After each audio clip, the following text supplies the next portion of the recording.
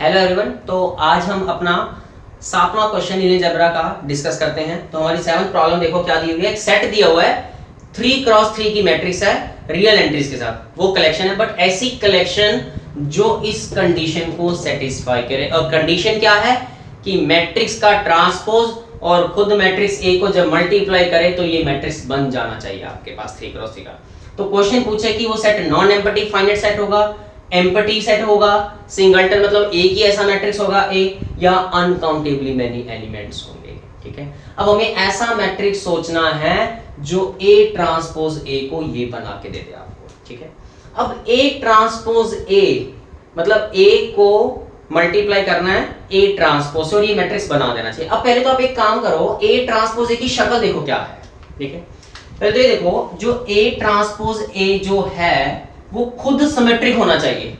क्यों, मुझे कैसे पता चला? मैं इसको अगर बी मैट्रिक्स मानूं तो इसका बी ट्रांसपोज करें तो मतलब ए ट्रांसपोज ए का होल ट्रांसपोज, और होल ट्रांसपोज कैसे बोलता है? रिवर्सल लॉ, ए ट्रांसपोज और ए ट्रांसपोज का ए ट्रांसपोज ए बी। इसका मतलब ये जो भी मैट्रिक्स आए वो सिमेट्रिक होना चाहिए बी।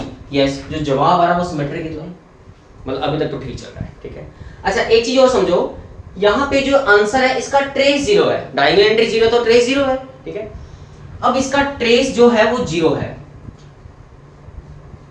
ट्रेस हम एक काम करते हैं, कोई भी हम आर्बिट्रेरी 3x3 की मैट्रिक्स लेते हैं और उसका ए ट्रांसपोज ए का ट्रेस चेक करते हैं। ठीक है, क्योंकि उसने बोला है ना कि ए ट्रांसपोज ए करने पे मैट्रिक्स बनेगी तो ट्रेस तो कम से कम 0 होना चाहिए ना। ठीक है, तो ठीक, तो हम इन जनरल 3x3 का मैट्रिक्स लेते हैं। क्या बनेगा? a11 a12 a13 a21 a22 a23 a31 a32 a33।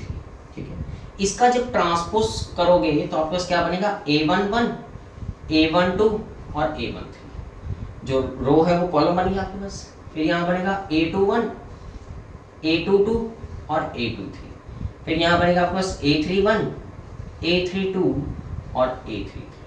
ठीक है, तो मुझे ट्रेस लेना है तो मुझे ए ट्रांसपोज ए सॉल्व करना पड़ेगा। ए ट्रांसपोज ए सॉल्व करते हैं। ए ट्रांसपोज ए सॉल्व करने के लिए दैट मींस आपको क्या करना पड़ेगा? इसका रो इसका कॉलम मल्टीप्लाई करो। तो जब करोगे ध्यान से, पहली एंट्री क्या बन रही है? a11 का होल स्क्वायर प्लस a21 का होल स्क्वायर प्लस a31 का होल स्क्वायर, ये पहली एंट्री है आपकी ए ट्रांसपोज ए। ठीक है, हमें तो इसका ट्रेस है, तो सिर्फ मैं डायगोनल एंट्री सॉल्व कर रहा हूं, पूरा मैट्रिक्स सॉल्व नहीं कर रहा, क्योंकि मुझे पता है trace sum of the diagonal entries ही तो होता है। अब सेकंड डायगोनल एंट्री कैसे मिलती है? जब इसका सेकंड रो सेकंड कॉलम के साथ ऑपरेट होगा। तो क्या मिलेगा मुझे इसको मल्टीप्लाई करने पे? a12 का स्क्वायर a22 का स्क्वायर प्लस a32 का स्क्वायर, ये मिलेगा मुझे।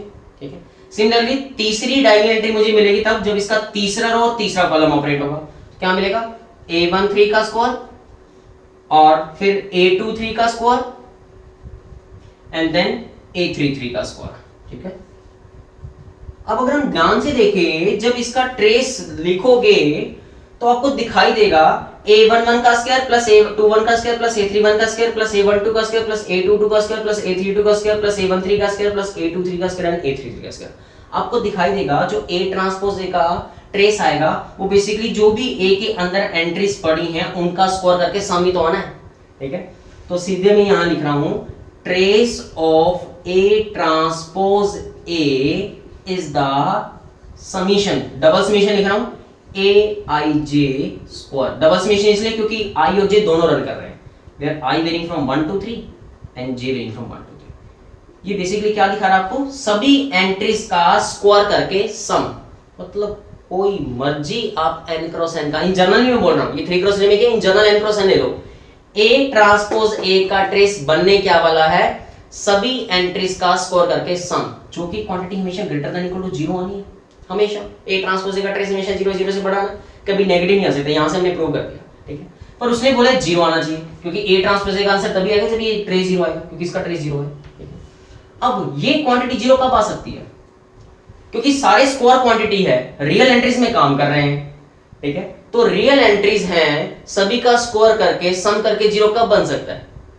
जब सारी एंट्री 0 होंगी, क्योंकि रियल एंट्रीज में काम करें तो स्क्वायर करने पे वो सारे नेगेटिव वाले भी पॉजिटिव में बदल जाएंगे, पर स्क्वायर करने पे सम करने पे 0 तभी बनेगा जब सारे ही 0 बने, क्योंकि नेगेटिव तो आ नहीं सकता, स्क्वायर लगे हुए हैं। तो सारी एंट्री जीरो मतलब मैट्रिक्स जीरो।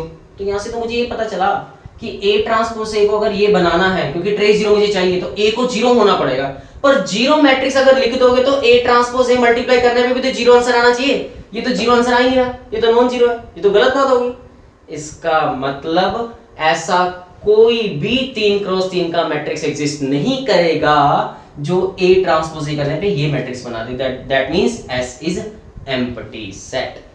ठीक है, तो यहां पे जो हमने कांसेप्ट सीखा वो ये था कि अगर आपका इन जनरल बता रहा हूं n क्रॉस n का रियल मैट्रिक्स हो तो A ट्रांसपोज A करने पे उसका ट्रेस जो है वो हमेशा ग्रेटर देन और इक्वल टू जीरो आता है। ठीक है, और जीरो सिर्फ तभी आता है जब आपका मैट्रिक्स जीरो मैट्रिक्स हो, क्योंकि वो हमने देख लिया कि इसको जीरो बराबर रखा तो सारी एंट्री जीरो मतलब मैट्रिक्स जीरो। तो ये कांसेप्ट बेस के ऊपर पूरा एक क्वेश्चन समझ गए। तो होप सो आपको ये क्वेश्चन बहुत ज्यादा अच्छे तरीके से समझ लग गया होगा। ठीक है, okay, thank you very much.